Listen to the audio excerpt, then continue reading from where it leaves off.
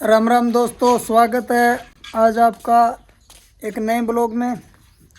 तो आज का ब्लॉग मैं फिर घर से ही शुरू करने वाला हूं और आज के ब्लॉग में मैं आपको दिखाऊंगा कि जो तिल सक्रिया बोलते हैं हमारे वहाँ यहाँ, वो किस तरह बनाया जाता है। तो तिल सक्रिया बनाने के लिए सबसे पहले तिलों की ज़रूरत होती है। तो अपने सफ़ेद तिल जो थे वो घर के हुए थे खेत में, तो वो सबसे पहले कढ़ाई में डालकर उनको भून लिया है। गुड़ को इस कढ़ाई में डाला जाएगा।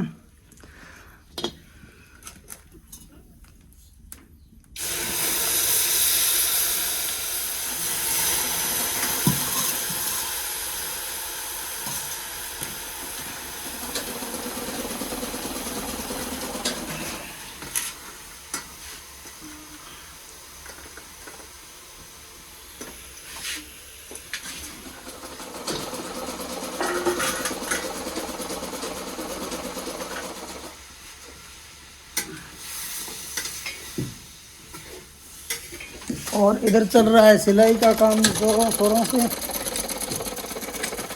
किस चीज़ की सिलाई हो रही है? रिजाई की। रिजाई थोड़ी होती है इतनी छोटी।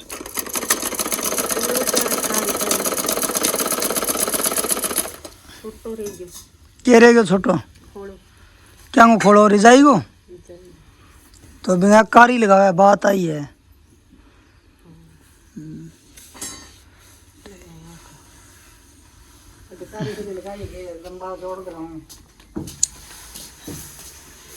गुड़ गुड़ साथियों इस तरह से हो जाएगा घुलकर।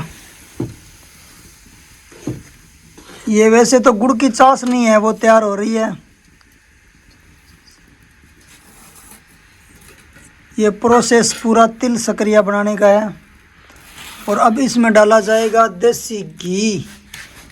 देसी घी हमारे गाय का तो इकट्ठा होता नहीं है इतना, ये भैंस का घी है। तो आप भी कमेंट में ज़रूर बताना कि आप तिल सक्रिया किस तरह से, किस विधि से बनाते हो। हमारे यहाँ तो यही प्रोसेस है। सबसे पहले तिलों को लिया जाता है और तिलों को कढ़ाई में हल्का हल्का भून लिया जाता है। उसके बाद इस तरह से कढ़ाई में ये गुड़ डाला जाता है। गुड़ घी मिक्स किया जाता है। अब इसकी चाशनी जो है बन के तैयार हो रही है।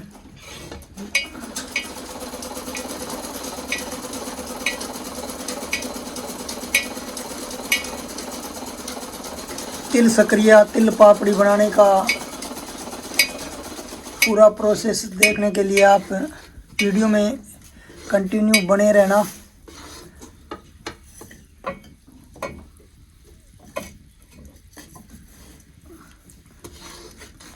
और मैं तो वेट कर रहा हूँ भी कब बनकर तैयार होए, फिर मैं खाऊंगा।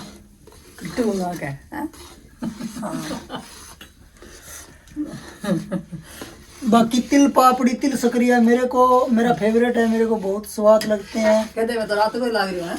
मैं तो पूरे दिन ये बनेंगे ना तो दिन में 4-5 लड्डू, 6 लड्डू, 7 लड्डू, रोटी कम, तिल सक्रिया ज़्यादा खाऊंगा। फिर ये ख़त्म हो जाएंगे तो फिर माँ को बोलूँगा कि ये दोबारा बनाओ। तो इस तरह से सीज़न में, सर्दी में 4-5 बार बनाने पड़ेंगे कम से कम। और तिल घर के हो रखे हैं, गुड़ अपने घर में रहता ही है, घी हो जाता है, तो ये बन जाते हैं। मैं फिर ज़रूर बनवाता हूँ। मुकने के बाद जल्दी जल्दी बोलने लगता हूँ कि बनाओ बनाओ इसको। सर्दी में अच्छे लगते हैं वैसे ये। अच्छा लगता है। एक पास कढ़ाई अब कढ़ावांगे तो फिर अच्छा लगेगा। कढ़ाई है तो मैं पकड़ लूँगा, न्यातना हूँ पकड़ूंगा। कढ़ाई होती है, न्यातना हूँ पकड़ लूँगा। लो बना देख रहे थे मैंने। बना तो देंगे, कढ़ाई पकड़ना है। कढ़ाई तो पकड़ लेंगे। कढ़ाई पकड़ने में क्या दिक्कत है? कढ़ाई में तो दिक्कत आती है, और क्या आती है? खाने में क्या दिक्कत आती है? तो ये हो रही है हमारी चाशनी तैयार।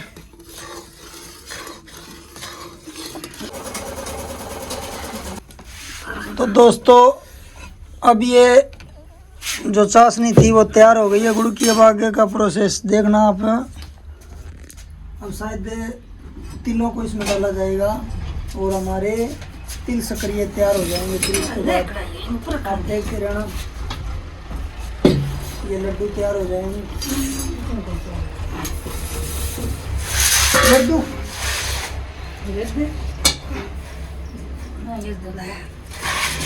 ये देखो साथियों, इस तरह से अब तिलों को इसके अंदर डाला जाएगा।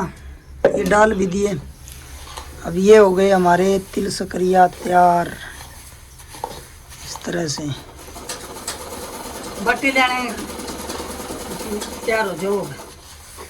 ये देखो लिए तो देख रहे हैं दोस्तों आप, ये फाइनली तैयार हो गए हैं तिल सकरिया। अब इसके बाद इसकी हमारे यहाँ तो हम तो लड्डू बना लेते हैं, इसकी वो बर्फी वगैरह पपड़ी से काट सकते हैं, कुछ भी बनाओ। खाने में बहुत ही टेस्टी होते हैं और इनकी तासीर भी है ना सर्दियों में, मतलब गर्म होती है तो ठंड भी नहीं लगती। तो मैं तो ज़्यादा तो ठंड से बचने के लिए खाता हूँ, मेरे को सर्दी ज़्यादा लगती है।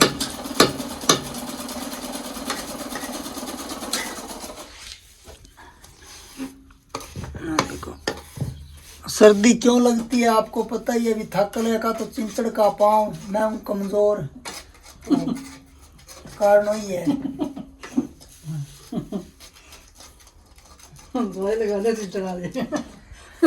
तो दोस्तों ये हो गया अपना तिल सकरिया तैयार, रेडी सेडी। और कैसे चल रही है? ये धागा गिर गया इसका, इस कपड़े का धागा है ये चूल्हे को चढ़ाना चाहिए सबसे पहले।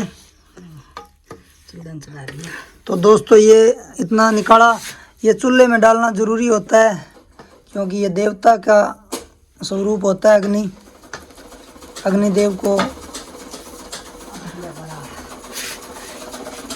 तो दोस्तों आज के ब्लॉग में इतना ही, और आप कमेंट करके ज़रूर बताना तिल सकरिया बनाने की विधि आपको कैसी लगी, आपके यहाँ कैसे किस तरह से बनाते हैं वो भी हमें बताना।